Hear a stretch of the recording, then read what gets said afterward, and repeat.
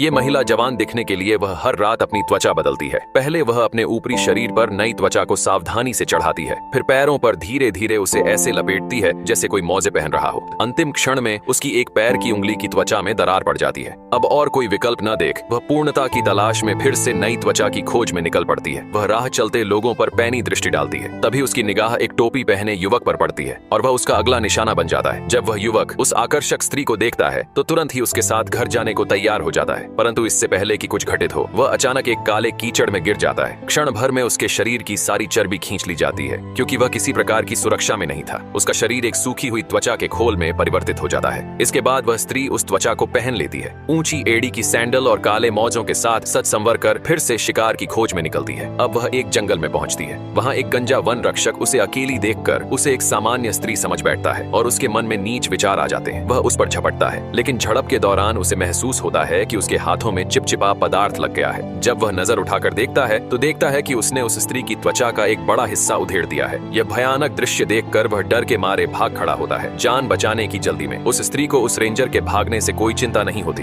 वह बस इस बात से दुखी होती है कि उसकी सुंदर त्वचा अब फट गई है। भारी मन से वह उस त्वचा को उतार देती है। वह अपना सिर ढकने वाला नकाब हटाती है और उसके नीचे छिपा काला विकराल चेहरा स्पष्ट दिखाई देता है। फिर वह धीरे धीरे बाकी त्वचा भी निकाल फेंकती है। अब जब उस पर कोई त्वचा नहीं बची, वह उस तरुण सुंदर चेहरे को देखती है, पर अब वह उसका नहीं रहा। इस कारण वह भीतर से टूट जाती है, परंतु अपने भयावह शरीर को ढंकने के लिए उसे फिर एक नई त्वचा की तलाश में निकलना ही पड़ता है।